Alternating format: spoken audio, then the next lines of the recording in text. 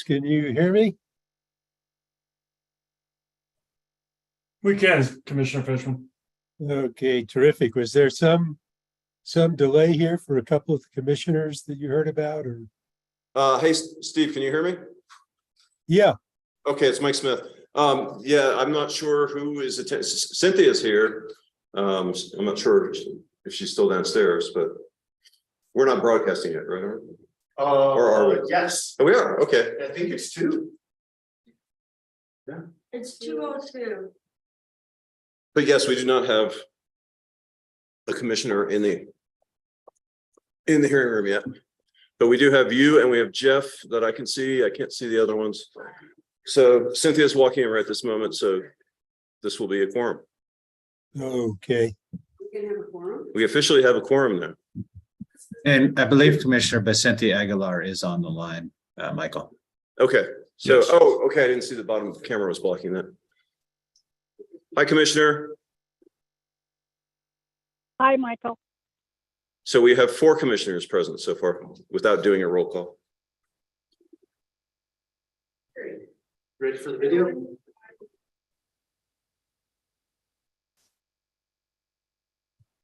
Okay. So, okay.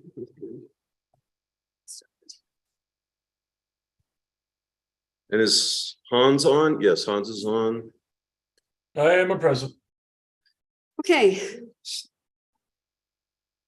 Can we get on the record then? Can we start being on? Good afternoon.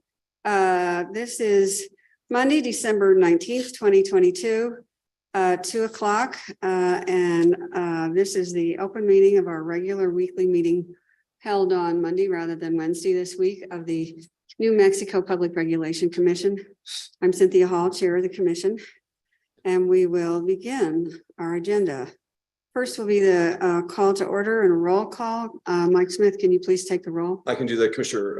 Hall, I was just going to ask you, is your microphone on? Yes, it's. Okay. Can Just you? wanted to check. Doesn't make a difference to me from here, but I just want to make sure for the Okay. broadcast. Commissioner Byrd. I'm here. Commissioner Fishman. I am here as well. Commissioner Vicente Aguilar. Here. And Commissioner Hall. Here.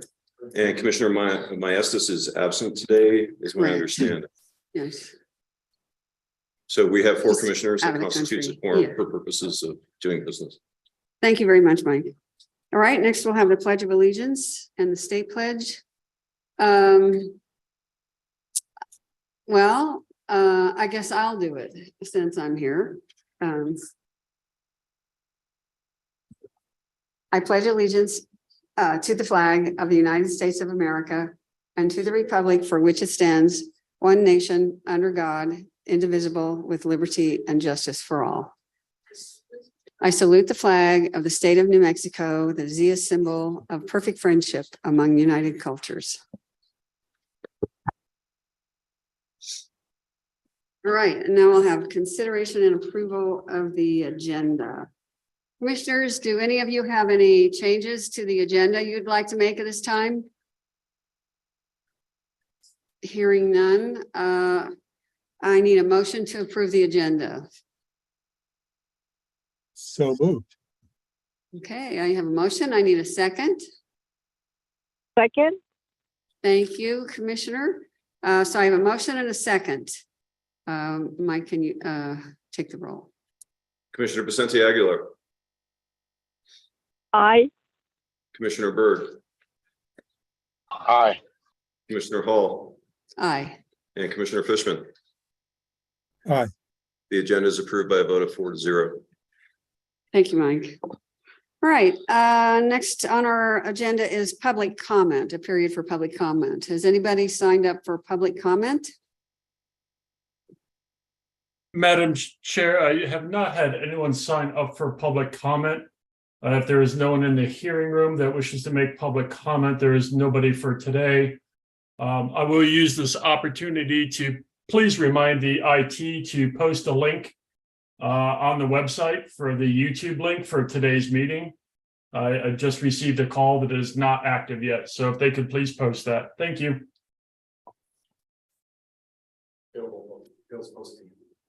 I understand that's going to be done right now. Thank you very much, Hans. There, I don't see anyone in the room interested, who's indicating an interest in making public comments, so we'll move on. The next item is consideration and approval of prior meeting minutes, and this would be the minutes of November 30th, 2022, open meeting. Do any commissioners have any changes or corrections to the minutes of November 30th? Okay, hearing none, I need a motion to approve the minutes. So moved. Thank you, Commissioner Fishman. I need a second.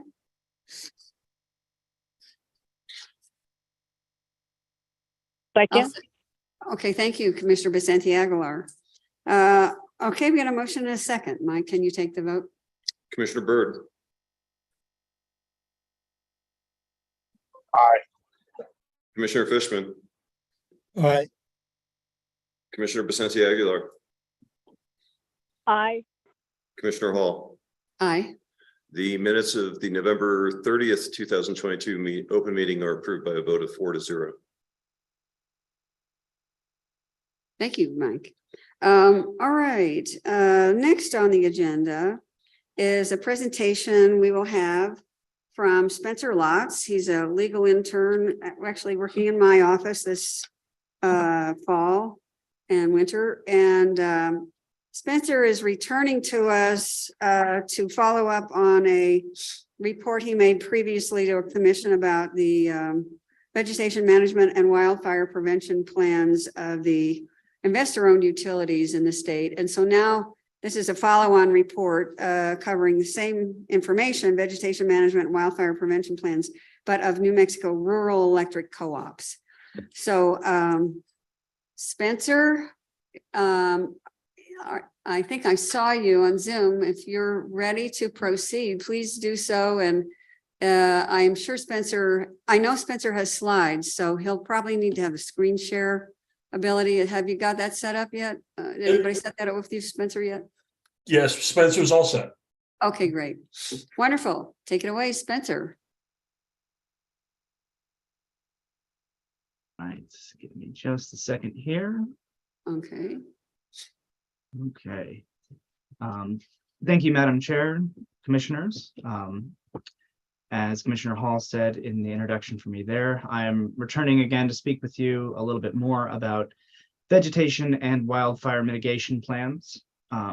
Between now and the last time I spoke with you, I have continued my review of the plans that were submitted to the Commission, this time reviewing the plans submitted by the rural electric co-ops. Based on that review, I have some general recommendations that apply to both the co-ops and the IOUs that the Commission might choose to use moving forward. Just to recap, these plans were submitted as part of an inquiry by the Commission that requested all co-ops and IOUs to send in a copy of their current vegetation management plans and a copy of any other wildfire protection practices.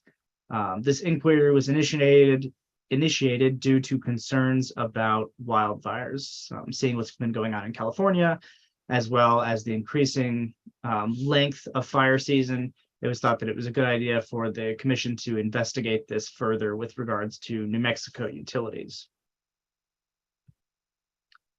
So there are essentially two types of plans that were reviewed, and I'll talk about this a little bit as well, just to recap.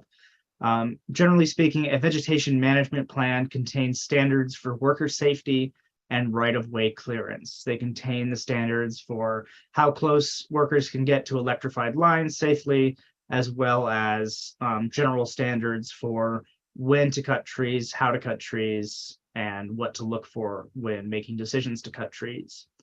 Wildfire mitigation, on the other hand, contains standards and best practices for preventing ignitions, generally by reinforcing systems and creating standards for inspection. So one of the big takeaways that I ran into almost immediately with reviewing the co-op plans was just the sheer difference in scope. In terms of the plans themselves, some of the plans were a single page signed affidavit that had bullet points saying what the co-op did, whereas other ones had around 100 pages that was clearly presented, clearly put together by either a member of the co-op staff or a contractor, much broader in scope, covered a lot more information. I think these differences in scope are explainable for a few reasons. Some of these include the service area that the co-op serves. If it's a bigger co-op, it's obviously going to have more considerations, and it's going to have a larger staff. Another important consideration is the type of service. That's specifically whether they provide transmission service or distribution service or a combination of the two. Transmission lines run at a much higher voltage and tend to go out beyond areas where people live. They go out into more rural areas. And as such, because they're the higher voltage, if something happens, they're more likely to ignite a wildfire. And because they're farther away from where people live, not only is it less likely that somebody is going to spot a fire early on, it's also less likely, it's more removed from emergency services. So it would take longer for fire crews to reach the fire once it had been spotted and get it under contained. And I think that these differences kind of explain the difference is in the levels of plans that were submitted, but also show some areas the commission might want to address. So something that I noticed in reviewing these plans was that there was some language in the plans that either had errors or language indicating that they were drafts, or that there were significant spans of time between review of the plans. In many cases, just like with the review of the IOU plans that I can. Excuse me. I'm sorry to interrupt you. Is that the picture you want to have displayed on the screen here? Yes, Commissioner. Okay, sorry, go ahead. Yeah, so the top part of this here, the table of figures, is from the table of one of these plans. And as you can see, figure 1, figure 2 says error bookmark not defined. These are errors actually within a plan that was submitted to the PRC. The line at the bottom there is taken from a different plan, the subject vegetation management plan line. And as you can see, the plan was adopted in 2017, but it has not been revised or reviewed since then. And so a number of these plans contain similar errors or show that they haven't been revised in some time. Now, while a solid plan doesn't necessarily need to be revised frequently, none of these plans, or at least very few of them, contained language that specifically prescribed when these plans needed to be reviewed. And so they didn't contain language saying that staff needed to go and look at the plan every 5 years and update it as necessary. In many cases, these plans, just like the IOU plans, seem to be very ad hoc. A number of them said that they were specifically reviewed in 2022, likely as a result of this PRC inquiry. So, similarly to what was discussed in the IOU plans, are a number of standards that are indicated. Generally speaking, these are the ANSI, the OSHA, and the National Electric Code. These standards are referenced within vegetation management plans, and these are the foundation of worker safety within those plans. Some plans, unfortunately, also use these as clearance requirements for the actual tree cutting, in that this is where the tree must be cut this far away from the line. But as discussed previously, these are not actually standards for the clearance between a tree and the line. These are worker safety standards. And so the co-ops fell into the same trap that the IOUs did in this matter. Another thing that is important to note is that NERC does have standards for tree clearance between trees and lines. However, these standards only apply to lines transporting 200 kilovolts plus, or lines that have been specifically identified as essential to a system. In many cases, co-ops do not have lines that approach that voltage, and so the NERC standards likely do not apply to them. So one of the things that a number of these plans do is they submitted maps.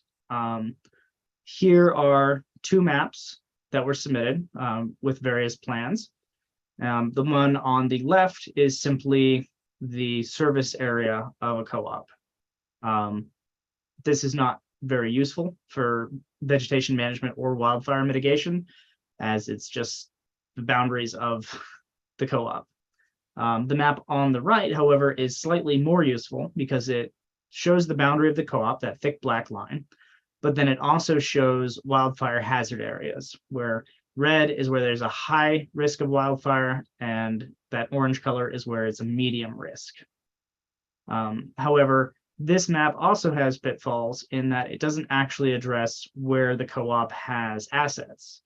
If the co-op doesn't actually have assets within those high-risk areas, this map is not incredibly useful. So an example of a map that is very useful that was submitted, this is Continental Divides map, and it once again shows a wildfire hazard area as well as the boundary of their service area, but it also lays out their entire asset network. And so here you can clearly see where they have assets relative to the wildfire hazards. And in my view is that this kind of map is very useful for wildfire mitigation because it shows areas that are likely, maybe not likely, but areas that are more likely to have issues and would allow a co-op to more effectively channel its resources. As you can see on the map there on the right, they have a section of transmission lines that runs through a medium hazard area. The transmission lines being higher voltage in an area that is medium hazard would likely be a good place for the co-op to focus its resources in preventing wildfires. One question that did arise that we weren't quite sure of was how the hazard potential was calculated. Because if the transmission line itself is what is leading to that hazard potential, it's kind of a chicken before the egg situation, whereas it's not clear if it's existing conditions that are there, such as tree cover or a more rural area, or if it's simply the fact that there's a higher voltage line running through there that makes it more prone to fire. So that could be a good question for co-ops moving forward. So based on my review of both the co-op plans and the IOU plans, I ran into kind of similar issues between all of them that led me to create these requirements that should be considered in future vegetation management and wildfire mitigation plans, especially if they're specifically asked for by the commission. I think one of the biggest things is that different standards apply to transmission versus distribution lines. Transmission lines with higher voltage, as previously said, are more likely to cause fire, to cause ignition if they fall, whereas distribution lines are lower voltage, less likely to ignite, and also more likely to be near where people live. So there's more likely to be emergency response as well as sighting if something happens. Another important consideration is the type of vegetation. If a service area extends through forested area or like the bosque along the Rio Grande, that needs to be recognized because more trees equals more potential for fire, and it means there might need to be a tighter vegetation management schedule. On the other hand, if a co-op is entirely in a high desert area where there's only scrub pinon that doesn't get higher than 10 feet, their plan could be less stringent. Another important consideration is that in many cases, these plans exist almost wholly independent of each other.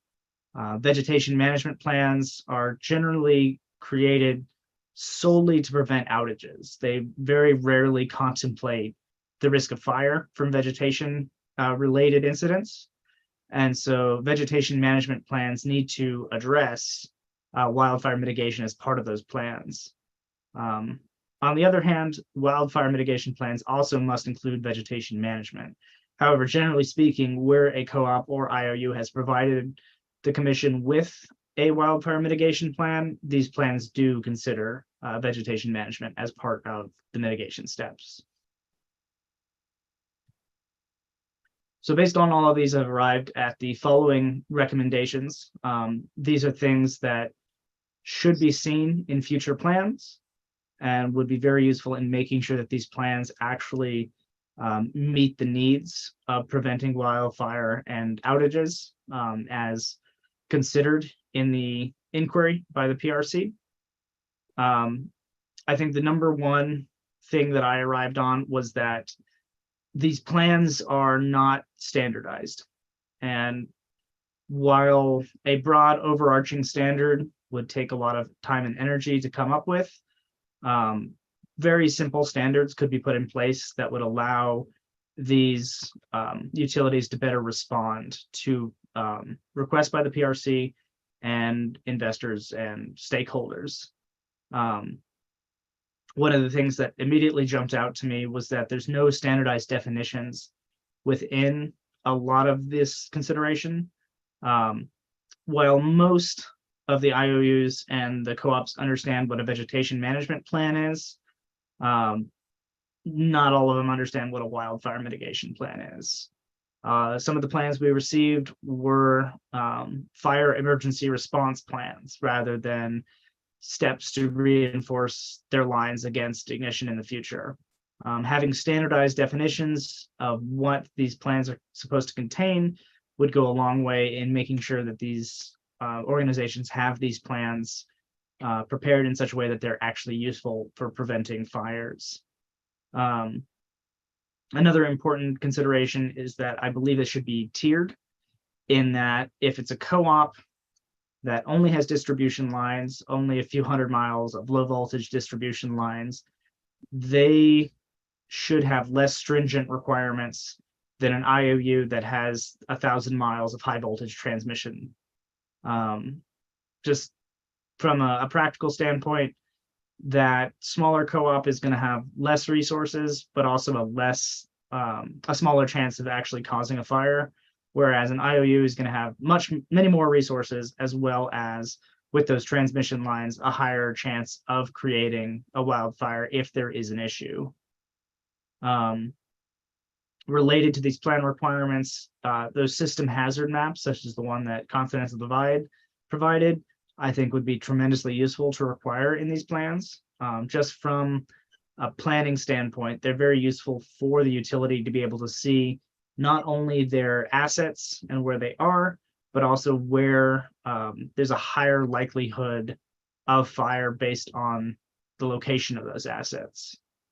And of course, additional recommendations may follow based on answers to any bench requests that go out as a result of this. And that's all that I have. I'm happy to take any questions. Thank you so much, Spencer. I thought that was really helpful to kind of go over the rural electric co-op plans and the needs associated with that. Commissioners, do any of you have any questions? I think this is an issue that's important to us, given that we have so many rural electric co-ops and in areas where we've seen certainly some are in areas where we've seen some pretty serious wildfires, certainly very serious wildfires actually in New Mexico. So any questions from anybody? Any comments on this as well? Madam Chair, can you hear me okay? Yes, Commissioner Byrd. Thank you. So the only thing I have is you could have the best written management plan sitting on the shelf ever written. It's irrelevant because it's not going to prevent an emergency. The question really is there risky practices being taken by our co-ops or IOUs that may result in undue risk to fire or any other emergency? That is really the question. Because I've seen some really good plans over my years, but if they just sit on the shelf, they don't do anything. Is there management practices that may be endangering New Mexicans? That's really the question that needs to be asked now. Yeah, I think I heard everything you said, Commissioner Byrd. I think you were saying, are the rural co-ops actually engaging in practices now that are putting people at risk in New Mexico? Did I capture that right? Yes, ma'am. Yeah, I think that's a fair question. And Spencer, do you have any response to that? Because if you don't, I will, but I see you nodding, so please respond. I do. Thank you, Madam Chair. Commissioner Byrd, I agree with you with regards to these plans. You can have the best written plan with all the best practices in it. And if it's not actually happening, it doesn't do a lick of good. And so one of the concerns that I had in reviewing a lot of these materials was that in almost every case, these plans did not contain any specific directions for who at the utility was supposed to be actually implementing any of the practices within the plan. They were all held up as planning documents. So documents that you would look at when you're planning your yearly operations. But in almost no case was there a specific line that said, this person at this utility is responsible for making sure that this actually happens. Without clear delineation of duty like that, it's very difficult to see whether or not these plans are actually being implemented. And to your point as well, it would be impossible for us without actually going out and investigating the utilities on the ground, whether or not they are engaged in unsafe practices.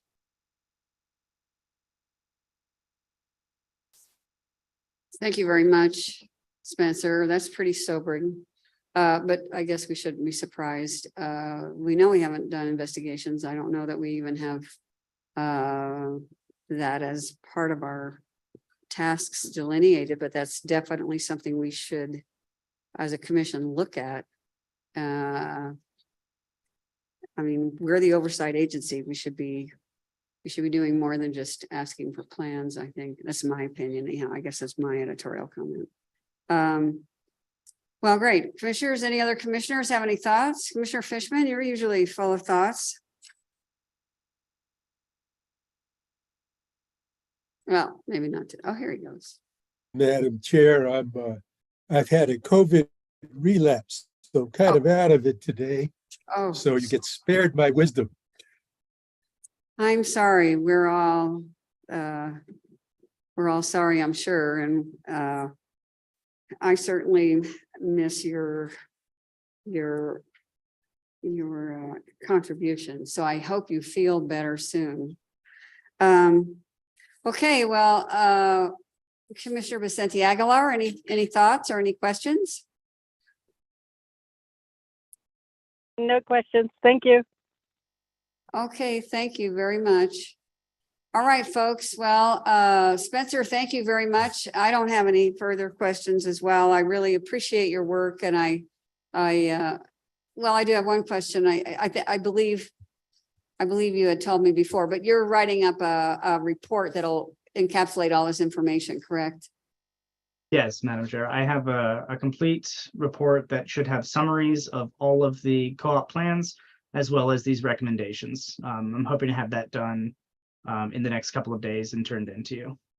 Oh, wonderful, great. I want to make sure we make it available to the next commission coming in. It's valuable information. Thank you very much, Spencer. I really appreciate your contribution to our agency. So we'll see you. We'll talk to you again, I'm sure. So we'll move on. The next item on the agenda is the consent action items.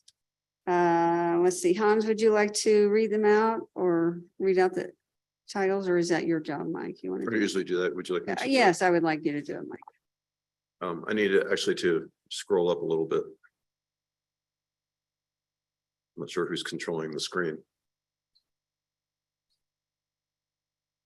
Okay. So the consent action items that consist of transportation cases 22-00282 TRM in the matter of the application of 5-Star MedTrans LLC for a certificate to provide non-emergency medical transport service. That's the potential order on the application. Then case 22-00290 TRM in the matter of the application of McKinley County Fire and EMS DBA Thoreau Volunteer Fire Department for reissuance of certificate number 19999 to provide ambulance service. That's a potential order on the application. Then the utility matter on consent is case 20-00239 UT. And that is in the matter of the State Rural Universal Service Fund 2023 per connection charge and fund size calculation. That is a proposed order adopting the State Rural Universal Service Fund carrier forms and instructions recommended by the fund administrator. Okay, thank you very much, Michael. Any commissioners have any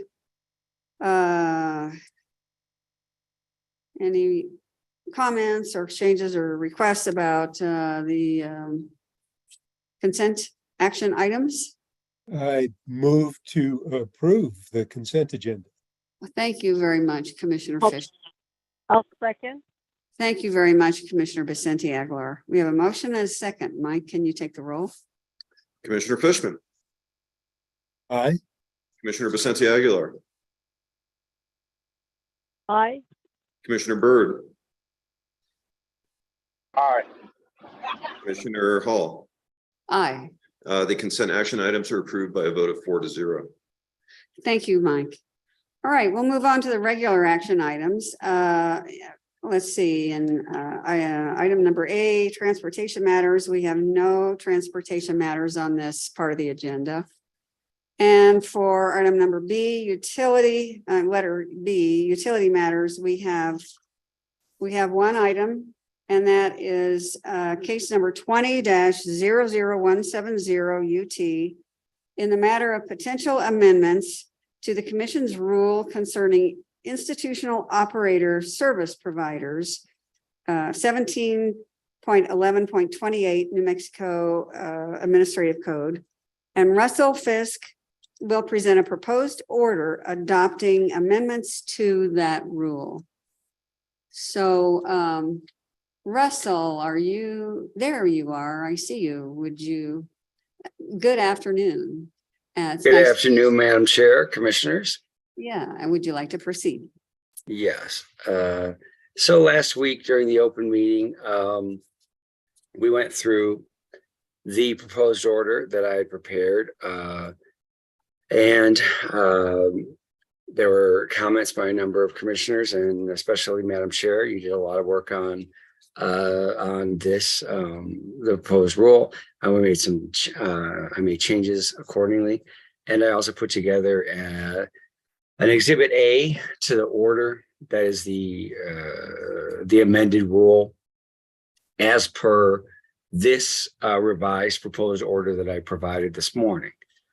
So it shows track changes in the case of the changes that were made over and above the proposed rule that was attached to the order issuing NOPR. Those changes are shown in red. In other words, the changes that Russell, excuse me for interrupting. Yes. Can somebody put that red line version up on the screen so the public Yes. can see it? And so if someone could give me access, I think I could do that. You have co-host status, Russell. You should be able to screen share now. Okay, thanks. All right, let's see.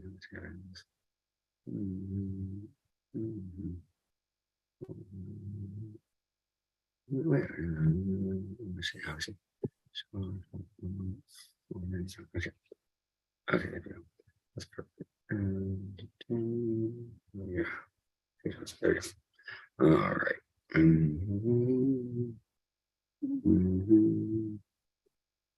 The screen's only. Yeah, okay. Oops. Okay. And just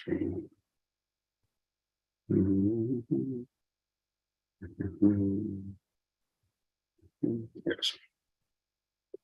All right.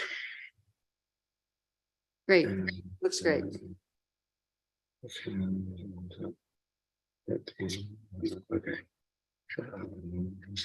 Okay. Okay, so you can see from Exhibit A, there are lots of red line changes, but there are also some black line changes. The black line changes are from the proposed rule that was attached to the order issuing NOPR that was issued several months ago at the beginning of the formal rulemaking process. So those were part of the proposed rule, and really all the comments and we're discussing what to adopt in the proposed rule and what to change. So it's a good place to start. Plus, these two things together, the black red lines, the black revisions in black plus the revisions in red, that shows you exactly together will be that shows all the changes to the current rule, the current version of the rule, the one that's published and in place as of, I believe, 2013 was the effective date. Yeah. So I'm not going to go through everything because we did that in a very detailed discussion on Friday. But I'd like to do, and for this, I'm going to go back to the order, because I've highlighted certain parts of the order where I made a change from what was discussed on Wednesday or last Wednesday, or it wasn't discussed, or it was something that wasn't discussed on Wednesday. There's just a few, 4 or 5 areas like that. So I need to go back to that, go back to the order, and I can show you, I can go back to the rule at any time to show if you want to see specific language, but I do need to go back to the order. Let's see. Share. Okay. Okay, so I'm back in the order. So, okay, the first place that I have highlighted is paragraph 60. And this is where I have, I made a decision after the open meeting last week to eliminate the definition of site commission. This is an important issue, but it doesn't have anything to do with the commission's jurisdiction. And there was actually no portion of the rule that dealt with this, what's called a site commission. A site commission is a name that I've only seen mentioned in this IOSP rulemaking, and oddly enough, is a payment that's made by an IOSP, an institutional operator, service provider, or as this rule would rename them, inmate calling services provider. A site commission is something that's paid usually through, usually as a part of the term of a contract, or maybe not as a term of a contract, maybe more under the table, from a carrier, an inmate calling services carrier, to a correctional facility for basically the use of space within the prison or jail. In other words, where, for example, a telecom carrier would be placing its phones. I guess the idea of these site commissions was that it would be almost like the carrier should be, I guess some facilities, correctional facilities, felt that the carrier should be paying like a per square foot or per call charge. In other words, that to the correctional facility. In other words, that the carrier was getting access to the facility and should pay for it accordingly, and make a payment that would be proportional to the revenue it was receiving. There was a statute passed sometime not that long after 2013, I believe, section 3314.1, the code. And that's a part of the code that pertains to correctional facilities, not to telecom. That instructed correctional facilities not to demand or receive such payments. I don't want to. This might be too strong a word, but it seemed to have it has some relation, some resemblance to a kickback, really, because it's awarding a contract, and then a government facility that's able to award a contract, and it's getting this sort of payment back for providing the access to a government facility. Now, that might be too extreme, but I think that was the idea of the statute. But the commission doesn't enforce that statute. And our rule never enforced that statute. That's enforced against the correctional facility, not the carriers. The correctional facility is not supposed to demand such commissions. And what's funny is there's a lot of discussion of this definition of site commission in the comments, but the rule never forbid it either. The rule shouldn't forbid it. The rule shouldn't have anything to do with that. It's for the correctional facilities, for the whoever's regulating the correctional facility, whether that's the Department of Corrections for prison, or I think the counties regulate jails. So this would just eliminate the definition. I didn't realize that on Wednesday last week that there's never used in the rule. So it just eliminates it. That was a long answer, but I just wanted to discuss that statute because that's something that's focused on a lot in comments, and really need not be focused on at all. It's not the commission's area. The rule, I don't think the rule ever addressed site commissions, so we don't need a definition. So I will move on from that. I think it's pretty clear, unless anyone has any questions. We'll move on to the next highlighted section. So as you can see, very little of this is highlighted. The changes are exactly as was discussed last week. I think last week the commission went with most of the proposed amendments that most of what I proposed, which mostly would accept the language of the proposed rule. In other words, staff's recommendations, but with some alterations as per the comments. So as you can see, very little is highlighted, but there's a little bit at the end here. So I'm going to get to that. So all this is just as per the discussion last week. That's why it's not highlighted. Here it is. Okay. All right. So here is a part where let's see. Sorry, I have to move my Zoom screen because it's really messing with. It's odd. Okay, because I can like see what I have here. Okay, there we go. Okay. So a change that was made here was that I believe that before this language last week, the decision was to include what I already had in the proposed in this order, which would have the commission adopt the language of the proposed rule with a change by, I believe, Securus. And as it turned out, when I looked at that again, it didn't seem that was needed. This section is the rate cap section. I remember what this was. Oh, actually, was with the change to change the tables, the rate cap tables. Now I'll go to the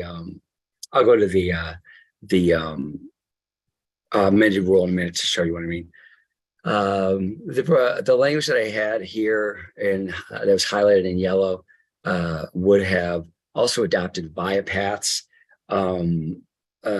alternative tables, but then I realized Viapath had the same numbers in the rate cap tables, and it just had a slightly different format.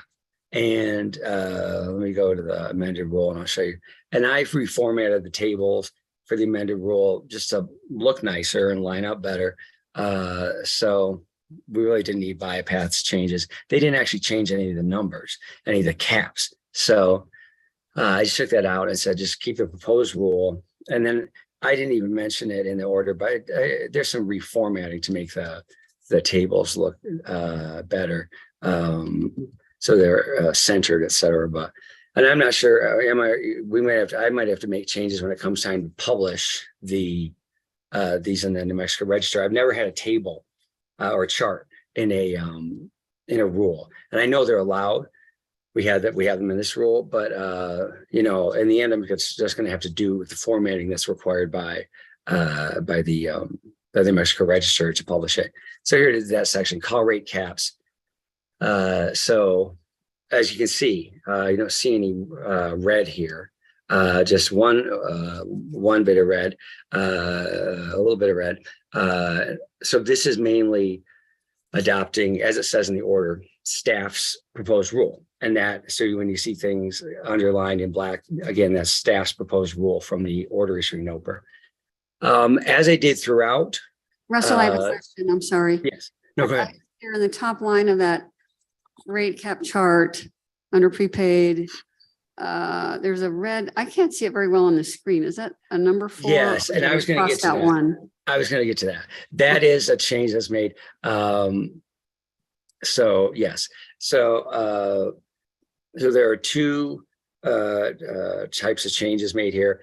As you will recall, we were just looking at the language of the order, and first it said the commission adopts the proposed. That was the highlighted part. The commission adopts the proposed rule as recommended by staff for the reasons given by staff, and then the next line, which I was already in the order from last week, which I didn't change, says the commission agrees with the New Mexico Attorney General and staff that the $1 per call fee for collect calls is not allowed, and that was as per a discussion of the FCC's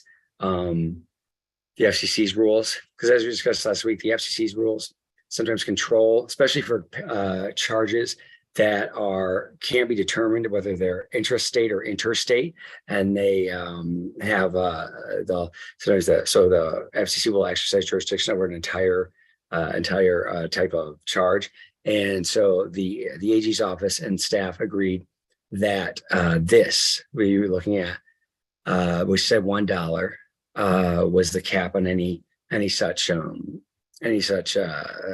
per call charge. Call just up front to make a call of any length are not allowed by the FCC, and so the commission can't charge them either. And so that's why now it's across the board. It was 001, now it's 000, and that's true of every part of the break caps chart. So it would be removed for the intra-LATA. LATA is a local area. Geez, I think I forgot what that stands for. Intra-LATA and intra-LATA. There are different types of calls, whether it's in the local network or not. But this does the same thing all the way across. And in fact, all of the caps, as you'll see, are the same for prepaid. See, this section is prepaid calls. This is intra-LATA calls. This is inter-LATA calls. I think that's between two local area networks. Same caps for everything. And the only change from the proposed rule is to make this all 000 for collect calls. So just as it is for these other types of calls. And that carries right through. And then the other thing you see in red is for different types of calling. Prepaid. This is for prisons. So these three different charts, one is for, they all have the same types of calls on them, but one is for jails, one is for prisons, and then first for the jails, you see B. There's a differentiation between jails that have an average daily population of $1,000. 1,000 inmates or more, and those who have fewer. So, and we discussed that last week. So, again, this changes. The $1 is taken out, and reduced to 0 throughout. And then the other change you'll see, which is throughout the the amended rule, is changing institutional operator to inmate calling. So that institutional operator service becomes inmate calling service or inmate calling services, and institutional operator service provider becomes inmate calling service provider. It's a more descriptive title, and it's the title that is used by the FCC. So it's recommended by the Attorney General. I think we discussed that last week. So if there aren't any other questions about that, I will move back to the order. Let's see here. Commissioners, does anyone have any questions for Russell at this point?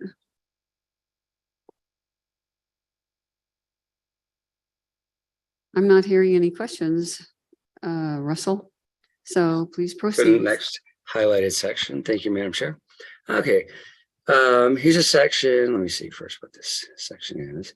This is in a section called ancillary service fees. That's the old title. See, in the order, I kept the old titles because there's a discussion of what's being changed, and some of those titles get changed in the rule. So this would become, okay, so first of all, you can see from the commission's decision, paragraph 211, what's not highlighted is the first sentence, because that's not changing. The commission would adopt the language of the proposed rule, along with the AG's recommendation to change the title from ancillary service fees to ancillary service charges, because that's what's in the definition, and that also matches again what the FCC does. So this title that you see in the order is not the title in the amended rule. It's ancillary service charges, just as the definition is.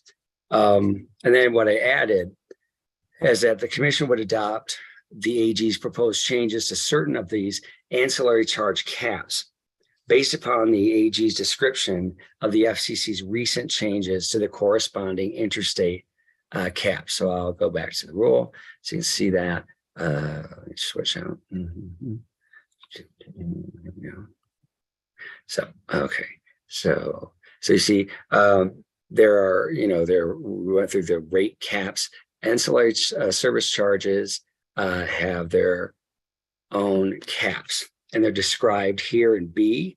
And this is, you may recall from last week that one of the changes that the commission adopted was to change the definition of ancillary service charge to actually list out the 6 types that are allowed. And then it says again, up in A, it says an ICSP, in other words, an inmate calling service provider, shall not charge an ancillary service charge that is not among the types of ancillary service charge listed in the definition of ancillary service charge. And then these are those in B, you see them listed out, 5 of them, five different types. So in the AG's response comments, the AG identified 2 types of fees where the FCC has for interstate calls. This is an area that can be differentiated between the two, interstate and intrastate. So where it's clear that it calls intrastate, then the commission's rule applies. So the AG pointed out that for both single call and related services and third-party financial transaction fees, the FCC, using extensive cost data, lowered its cap from $6.95 to $3. You see it right here. And also same thing in number 5 for third-party financial transaction fees. And that's something where the FCC's information is good for the commission to use too, because that kind of service should not cost. The cost should be different, whether it's one or the other, interstate or intrastate. So it makes sense to follow what the FCC did. So this would do that. So that's the change from last week, because I noticed I had not taken that into account. So let me go back to the order. There are no questions on that. Okay. So and then you see the second highlighted paragraph. The second highlighted paragraph, I just noticed that something was redundant and wasn't needed. This would have this proposed order would have the commission remove the chart that was included in the proposed rule showing caps for different types of automated payment fees. Automated payment fees are one of the subcategories of ancillary service charge. The reason for that is because for every listed type of such fee, the cap is $3 in the chart. And the language of the proposed rule that is adopted in the order already says that there's a $3 per use cap applicable to all automated payment fees. I can show you. So it's totally extraneous, this chart. So here's the chart. It says automated payment fees, and it breaks them down by these different types. And it's all $3 for whether it's calling, whether it's all $3. That's totally unnecessary because these are all automated payment fees. And just above, you can see for automated payment fees, $3 per use is the cap. So we don't need this chart breaking it down by different types because it's all $3. Okay, so if there are no questions about that, I will move on to the next part of the order that's highlighted. Let's see. Okay. So in this section, which concerns, this is rates for calls involving a TTY device. This is for, I believe, hearing impaired inmates. It was pointed out in the comments that the FCC has asserted jurisdiction over the subject matter. And at first, I think we had the discussion in the comments first was, well, what staff said, well, what's in the proposed rule is consistent with what the FCC has done. And and then Viapath said, well, why even have a rule? We should just the commission should just reference the FCC's rule, because in this case, it was decided by the FCC that that it was jurisdictionally mixed and that it couldn't be determined for this type of regulation. It couldn't be separated out between an intrastate portion for the commission for state commissions to take care of and an interstate portion for the FCC to take care of. And so it was expressly found by the FCC that this area would be whether intrastate or interstate would be considered interstate, and the FCC would have exclusive jurisdiction. So there's no reason for the commission to have any rule at all here. The proposed rule would adopt language that staff said was amenable to what the FCC has, but there's no reason for the commission to have it or a reference to the FCC's rule, because the FCC's rule controls and as they say, occupies the field. In other words, in this little area of TTY calling and calling for hearing disabled, and I think for other types of disabilities among inmates, the FCC has exercised complete jurisdiction, so we shouldn't have a rule at all. So this would remove that, just take out the provision entirely. So there are no questions with that. I think I'll move on. And we're almost done, very close to the end here. Okay, so here we are in the section called per call, or per connection charges.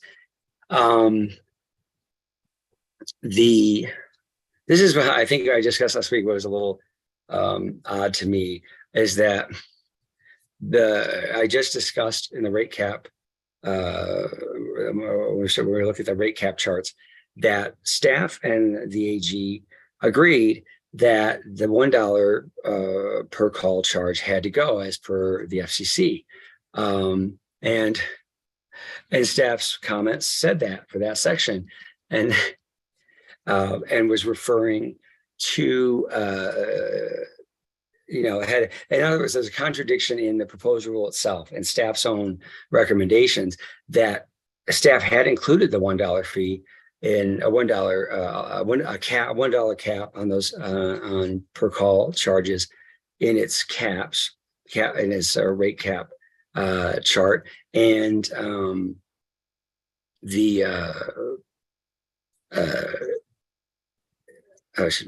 and then maybe, I guess, because the AG had pointed out that shouldn't be this. Well, actually, before that was even pointed out, staff also included this contrary section 25, which will become 24, that would outlaw, or make illegal. That's what was allowed in the caps. So it was inconsistent. And then staff in its comments says this. Staff comments that this is another new provision in the rule. In other words, this particular section that would make it unlawful, that would prohibit that the ICSPs charge a $1 per connection fee or any such per connection fee. So staff comment, so this section, staff comments is another new provision of the rule. Staff would support the proposal, but it appears to be contradicted by the $1 per connection fee reflected in the current rule and the proposed rule. So I thought this kind of funny. If a per connection fee is necessary to complete a collect call, this provision of the rule is contradictory and should be removed. If it is true, and a per connection fee is not necessary to complete a collect call, then that charge as reflected in call rate caps should be removed. So as you've seen, what I've done is I removed it from call rate caps because the question is not whether it's necessary or not. It's that I don't know what staff means by that. It's necessary if the company requires it, but the question is whether the company can require it. And oddly, staff seems here to be uncertain of what it has recommended. But because the AG also pointed that out, and it seems clear from the FCC's order itself that such a fee may not be charged. The proposed order would keep this section, which says you cannot charge that, and that's consistent with what's in call rate caps. So the fact that the AG was also clearer on that made sense to me, and so staff's confusion just caused it momentary confusion, but it makes sense to me now. So now it's consistent in this proposed rule as revised. So I can take any questions on that, or I can move on. We're almost done. Commissioners, any questions?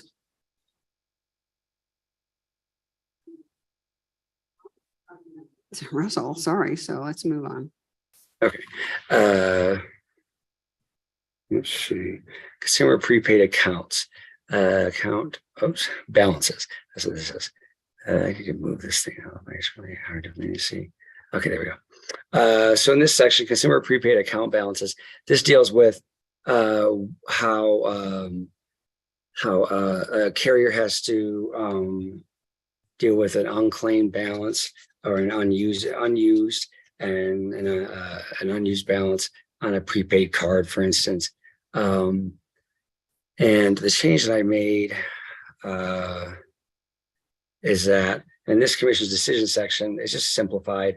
I believe that the language I had last week would have adopted the language of the proposed rule, but would have included a gloss on that by, I think, ViaPath. And again, ViaPath recommended, this is something, again, where there's an FCC rule, but it's different because let's see here. In the previous discussion that we had about what was it? About TTY devices for calling by disabled inmates.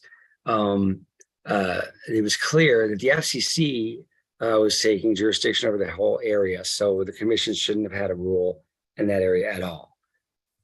Here, the FCC is also regulating in this area, but it did not assert jurisdiction over intrastate portions. It's not clear to me how that will be divided in the area of prepaid calling balances, because they can often be used for both types of calling. But the FCC did note that there are state statutes. Each maybe not every state, but many states have state statutes about unclaimed property. And so a prepaid calling card that has a balance on it actually does fall within such statutes. And so the FCC respected those statutes and noted that those could be applied by states. And so the proposed rule does that. New Mexico has what's called the Uniform Unclaimed Property Act. And so the FCC does allow states to have rules that will take that into account, and the language of the proposed rule does just that. Let's see here. Let me just switch back. So, okay.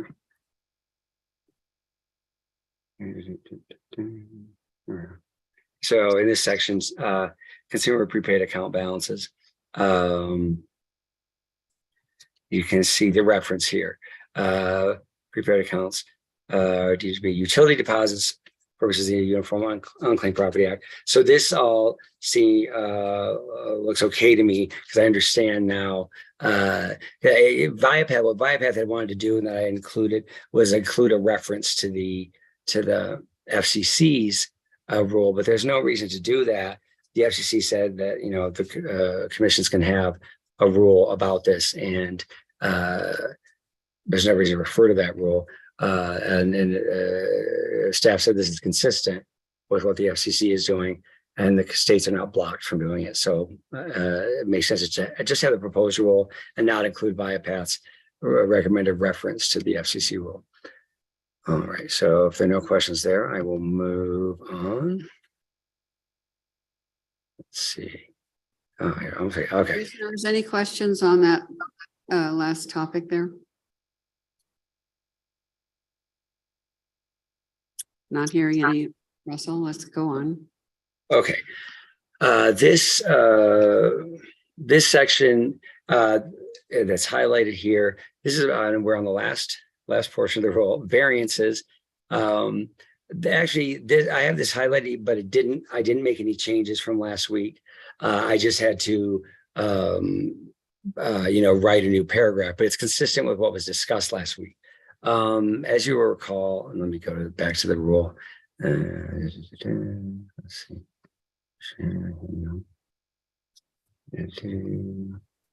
In variances, we discussed, first of all, Madam Chair, especially I recall discussing this with you. This variance section we see what's crossed out here. That was it's in a current rule as well as a proposed rule, I believe, is that it seemed to did limit variances, requests for variances or petitions for variances to only those instances where public health and safety or the requirements of the correctional institution required exceptions to the requirements of the rule. And then it said in those cases, the IOSP may petition the commission. Well, I just made it clear in the language of the order that the commission doesn't see those areas as the only possible areas or the only possible justifications for considering or granting a variance request, because there could be other good reasons. It doesn't have to involve public health and safety. It could involve, for instance, a carrier may for some reason experience a rate cap. Well, this doesn't apply to rate caps, I'm sorry, but may have to vary from some portion of the rule for some other reason. And there's no reason they should be blocked from doing that. The commission can consider whether it's a good reason on a case-by-case basis. So the commission also decided to remove the language that says the IOSP may petition the commission for a waiver or variance. But for one thing, this rule gets rid of the word waiver. Variance covers it. It's confusing to have waiver in there as well. Such a petition shall not be unreasonably denied, or the permission shall not be unreasonably withheld, is how it says. And that's a confusing and odd piece of language that we discussed last week. Commission should never make unreasonable decisions, period. So it doesn't really add anything. It's just confusing. So the rest of this language would just change, make the language of the rule just consistent using the word petition because there are different words here used here. So it's a use petition for, C says petition for variance. Let's just say petition all the way down, petition for variance, just to make it clear. The one thing that was discussed last week, for all types of proceedings, the proposed rule included service right from the beginning. Like the ICSP wants to change a tariff, wants to file a new tariff, wants to do a rate cap variance or do some other kind of variance. If they want to really file anything, that they have to serve not only the Attorney General's office and staff, but any interested person that has made a written request to the commission to be notified of these types of proceedings. As we discussed last week, I will be starting to create in a separate proceeding. I may not even have to open a proceeding for this. I don't think I do actually, to create a special service list for those who are interested in these types of proceedings, because there are a lot of special groups, advocacy groups, especially like the New Mexico Criminal Defense Lawyers Association that participated in this matter. They advocate on behalf of incarcerated persons that would like to be on such a list. In fact, that organization indicated in its comments it would like to be part of such a list. And given that throughout this rule, we're including such interested persons, we should create such a list, and I will. So that takes care of that section as well. So with that, let's see. Oh, I did have something else to say about the order. So I'm going back to the order. That's the end of the rule. And going back to the order. Again, this language in the order just says that, what I just said. Okay. So one thing I did was I added that a reference to the particular part of the commission's rules of procedure, 12237F, regarding motions for rehearing. I wanted to make it clear what applies for motions for rehearing here. And as I put in my memo, I have quite a discussion in the memo about that. Often when we're talking about motions for rehearing, the commission is operating under the Public Utility Act. The Public Utility Act actually has its own section on motions for rehearing. It provides for them. And it also provides for appeals, the 30-day appeal deadline under the PUA, Public Utility Act, to be basically extended if there is a motion for rehearing, so that the 30 days to appeal, say, an order, a final order in a Public Utility Act case, like a rate case, doesn't start to run if a motion for rehearing was filed. It runs when the commission either grants or denies the motion for rehearing, which makes sense. In other words, there's a 30-day period for those motions to be reconsidered by the commission, and then 30 days from that date for appeal.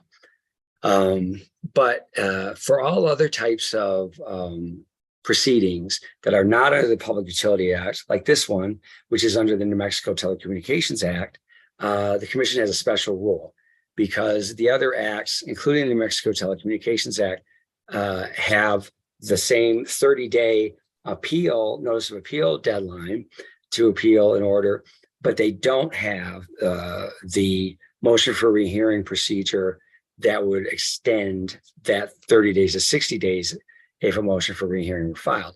So our rule 12237F has a very compressed motion for rehearing schedule. In other words, they're still allowed, but it all has to be done within that 30 days so that the applicant or whoever is filing the movement, who is filing the motion, is not in danger of losing the right to appeal. So it's a compressed schedule. And as I noted in the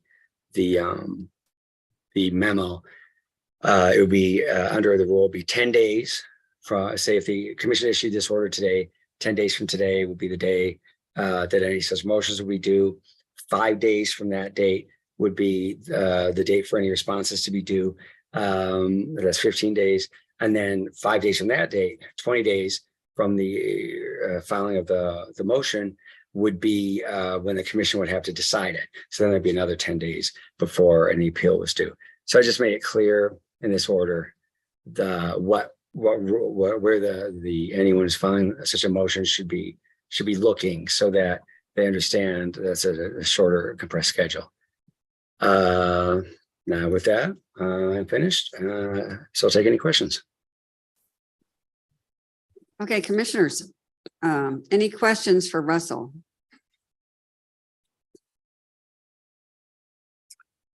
Yes, Commissioner Fishman? Oh, no, I didn't have any questions. Oh, you're I just looking. Okay. Well, honestly, Russell, I think you covered every item that we discussed last week in great depth and detail, and explanations were very clear. So I have no further questions myself. So commissioners, if we have no other questions or comments, can I get a motion? I will Yep. move the order, and thank you for the thorough work, Russell. Yeah. Thank you, Commissioner. It is a bit of a, I don't want to say I won't say any word like that, but it was a difficult rule because it's just a lot of particular issues. But the comments were very thorough and that helped a lot. Great. Thank you so much. And I appreciate your work too, very much, Russell. Okay, so I've got a motion. I need a second. I'll second it. So we have a motion and a second. Mike, can you take the roll call, please? Commissioner Vicente Aguilar, Aye. Commissioner Fishman, Aye. Commissioner Hall, Aye. and Commissioner Byrd. Aye. The order is approved by a vote of 4-0, excuse me. Thank you, Mike. Okay, and thank you again, Russell, very much. That was a long and convoluted, well, not convoluted, but just a lot of detailed work. And I know it can be tedious, and I really appreciate you slogging through that. Well, Because, Madam Chair, I appreciate you making us slog through it last week because we needed to, and we did. So that helped a lot. right, I think we all agree on the commission that it was a very important matter that we wanted to deal with. Inmates are so often forgotten, and this is one instance where we didn't forget them. We did what we could, and I'm gratified for that. So moving on, we'll go to discussion and potential action and a potential closed session. Let's see, there's no case number attached to this No, matter. And no, this is a closed session personnel action. all right, it's consideration and possible appointment of an interim chief of staff. So this would be a potential closed session pursuant to New Mexico statutes annotated 1978, section 10-15-1H2. So limited personnel matters regarding the discussion of hiring, promotion, demotion, dismissal, assignment, or resignation of the investigation or consideration of complaints or charges against any individual public employee. Well, that's a very comprehensive title, but I think we're going to mostly focus on the potential appointment of an interim chief of staff. So with that, I believe we'll be going into a closed session to do this since it's a personnel matter. So Madam Chair, this would require a motion and second. Okay, so I'd like to entertain a motion to go into a closed session to discuss this personnel matter. So I'll moved. make the motion to go to closed session. Okay, thank I you. will second. Commissioner Teresa Vicente Aguilar and Commissioner Fishman for the second. All right, got a motion and a second. Let's take the roll. Commissioner Byrd, Aye. Commissioner Fishman, Aye. Commissioner Vicente Aguilar, Aye. and Commissioner Hall. Aye. We have a vote of 4-0 to go into closed session. Okay. and Does everybody have to leave? Well, I was going to ask you that. Actually, I've never done a closed session here. I'm not sure how we do it. Well, I mean, I guess I could go down to my office, but I don't have my computer hooked up down there, so. Okay, Thank you, Wayne. I think that should happen, don't you? Because I'm supposed to be in a closed session, except for Mike. So do you guys mind standing out for, did I understand you right? Wayne, what were you saying about closing the doors? I'm not sure. We closed, yeah. Okay. Oh, so all these other people can stay? I don't No, I think we had, understand it that way. Okay. Okay. Sorry, guys, you can come back after we're done.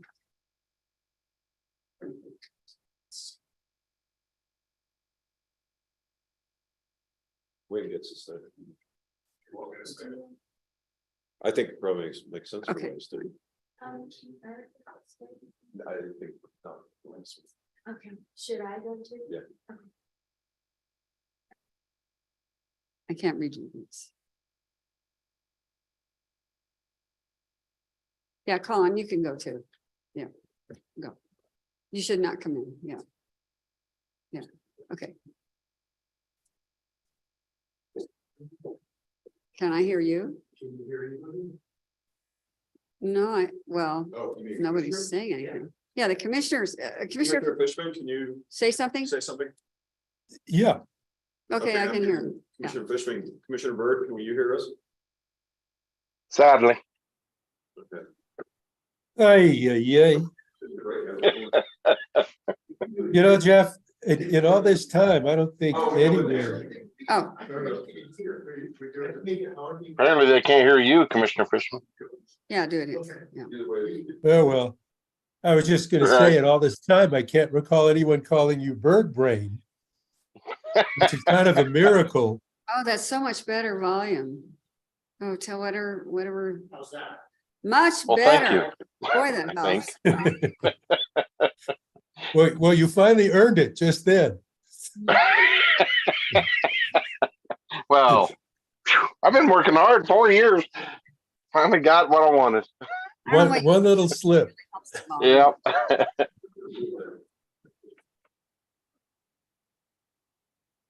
Still makes me nervous, because I never know. Ah, Excuse me, Madam Chair. Can you hear me? Yes, I'm about to move all the commissioners into a breakout room right now. wait, the screen is, oh, wait, no, that wasn't better. Turn it back up where it was. Yeah, Who was that speaking? that was supposed to be Jeff Bird. I mean, it was, I think, but I really, Hans is still on. Hold on, guys. We were just making sure the hearing room was cleared out. Patrick will be putting the commissioners in the hearing room into a breakout room shortly. You are still on the main channel right now. okay.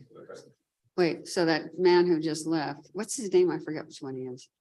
The IT guy. Who just shut the door? Who? Phil? Oh, yeah. Okay. I hope the breakout room will sound as good. Excuse me, Madam Chair, is the hearing room cleared out? Yes. We're ready to go. Is that Phil? I don't know. No, it's Patrick, guys. It's not like Phil. He's over here, so- Hey, you might as well sit up where you can be seen. Well, just on that. Wayne, bringing back like that. Conscious of my pulse. What'd you say? Said I'm conscious of my bald spot. What bones? You're kidding. Trying to. Your hair is fabulous. What do you mean? Turn around, let me see. Turn around. Oh, my God. It doesn't show because your hair is like, Yeah, it's good. oh, do it. Leave it this long. It's still. Mr. Boaz, are you getting all that? Well, we're just trying to keep it light here. Do I need to move or disable my audio? No, No, sir, you're fine. you'll- I'm just You'll be being fine funny. once the Sorry. breakout rooms are enabled. Okay, thank you. Okay, is everyone ready to go to the breakout room? Yes. Okay, send you over. See? Going into the breakout room. Okay. Just do it. Oh, he's inviting us. Okay, well, they have to just do it for me here. I'm not on one. I guess we're in the room.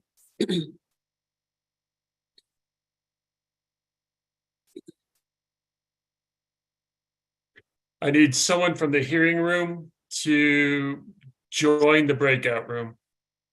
I don't have a laptop here to be connected to. Yeah, might want to call one of the IT guys back in real quickly, just for purposes of joining the breakout room.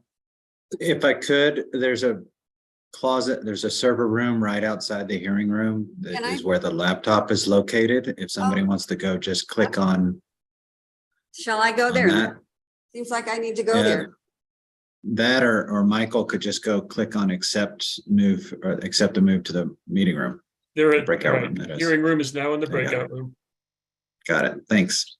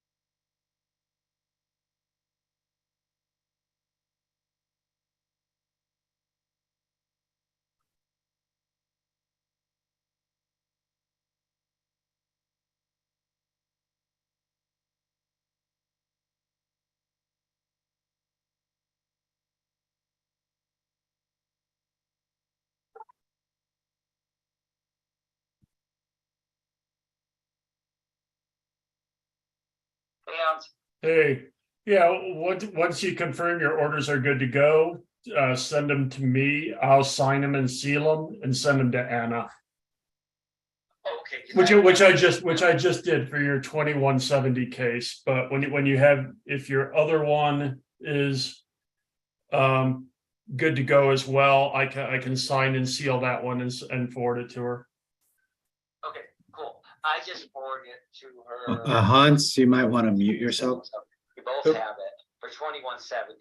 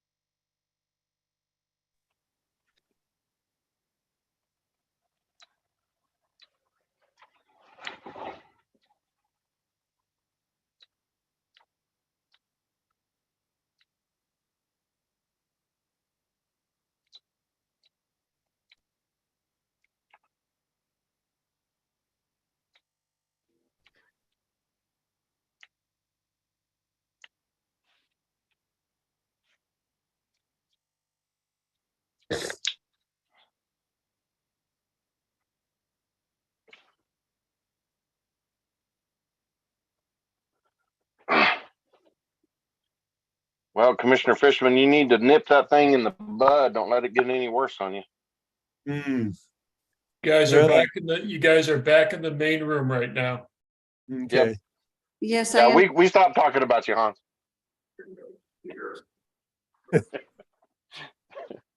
Commissioner Fishman, now can you hear us?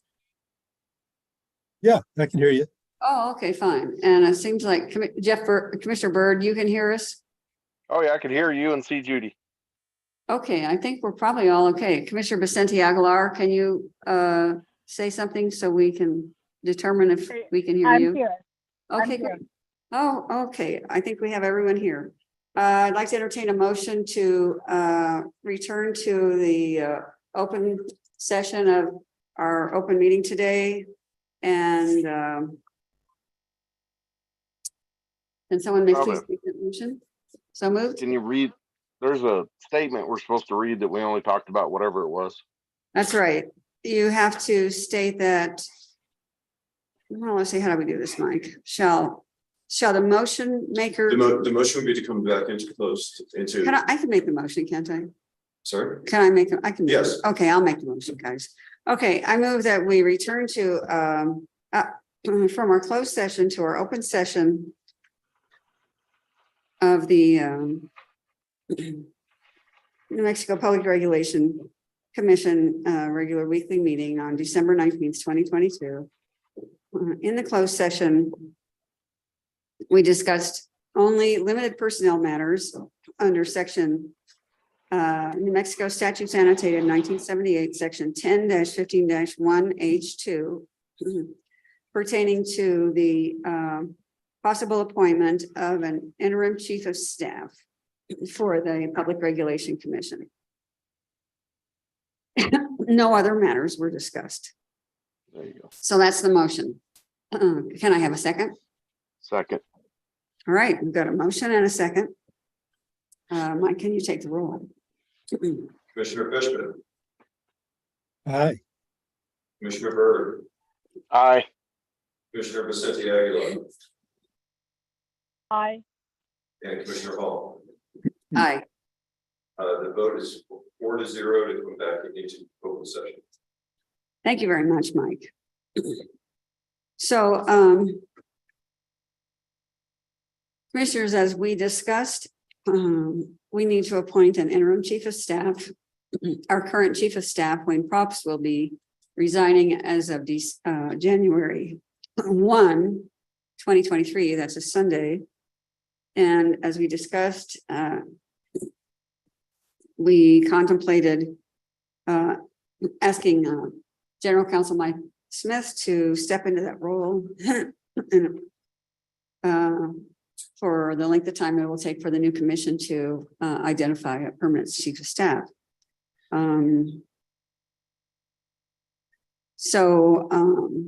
I'll entertain a motion to make that appointment at this time.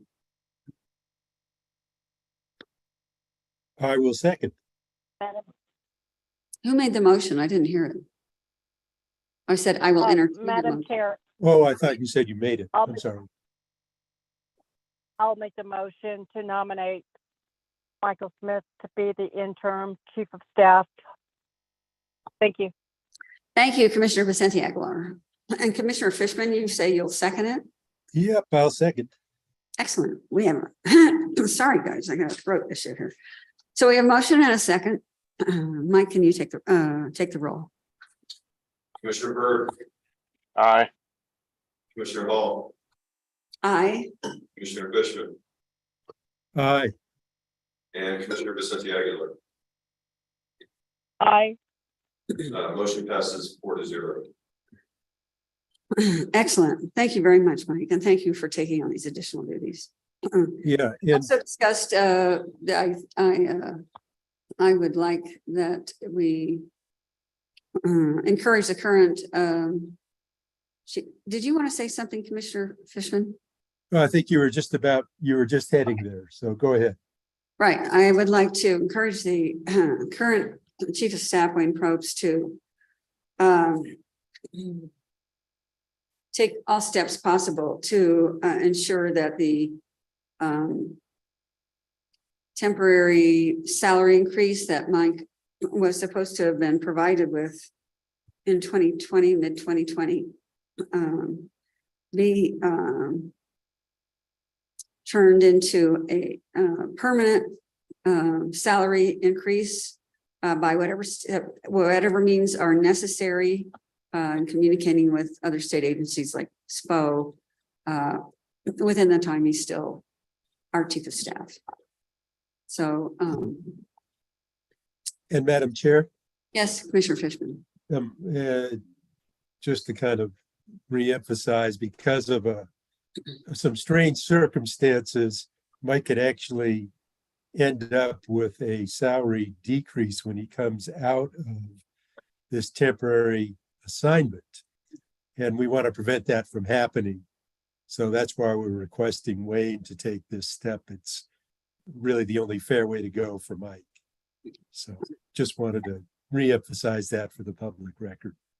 Thank you very much, Commissioner Fishman. Yes, that's a very important point about all this. The Mike has been working for a year and a half, almost 2 years now, without on that particular salary. And if that permanent change won't go through, then he would essentially be getting a salary cut. And that is not fair, given all the extra work that Mike has shouldered and continues to shoulder. So thank you very much for making that clear, Mr. Fishman. All right. Commissioners, any other comments on this matter before we adjourn? I need a nap, a Okay. COVID nap. Thank you, Madam Chair, for moving this along. Oh, thank you very much, Commissioner Fishman. And you're not the Lone Ranger there. Okay. All right. Well, hearing no other comments, we're adjourned. Merry Christmas, everybody. Happy holidays. Thank you. Christmas, guys. Take care, Commissioner Fishman. Yeah, thank you. Yep, keep that in the butt. Get rid of it. All right, see you guys. Take care.